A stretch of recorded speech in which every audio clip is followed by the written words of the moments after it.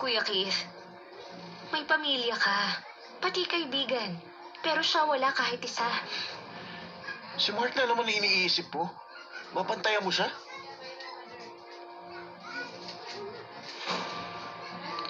Alam mo, gustuhin ko man o hindi, ako ang responsable sa desisyon ko. Tama ba? Pwes kung ganun, ang responsibilidad mo ay alagaan ako. Gagawin mo ba? Sige. Babantayan kita ngayong gabi. Pero hayaan mo akong bantayan ko si Mark bukas.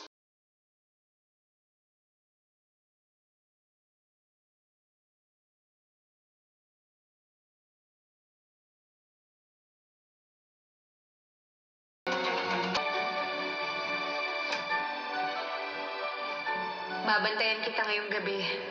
Pero hayaan mo akong bantayan ko si Mark bukas.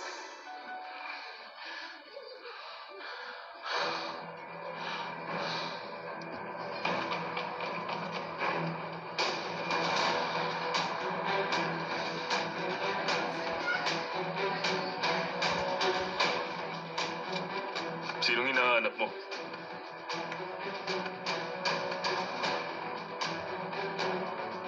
Nabaril ka raw, sabi ni Penny. Kaya binisita kita. Ako ba talaga?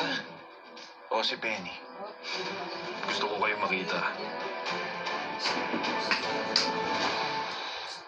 Nung gabing yun, bakit nandun ka rin? Tingin ko na ikwento na sa'yo ni Penny.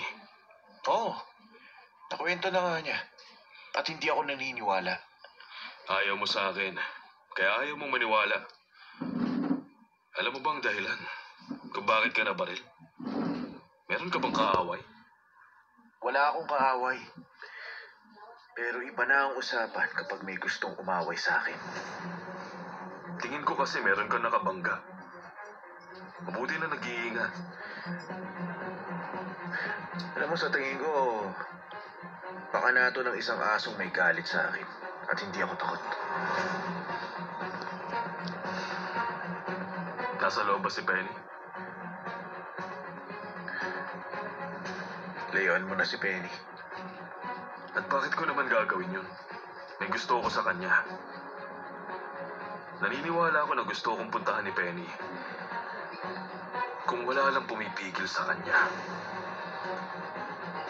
Pues para sa kaalaman mo, nakinig sa akin si Penny. Alam mo, pansamantala lang yan. Hindi siya habang buhay makikinig sa'yo.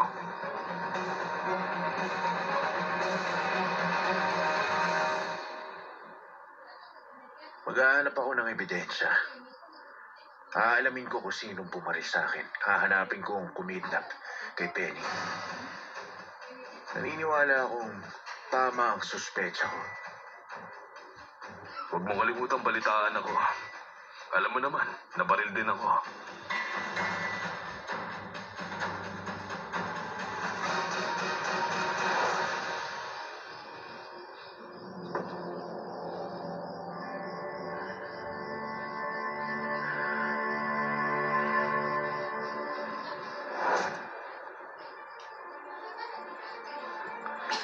Pakisabi na lang kay Penny. Mag-isa lang ako.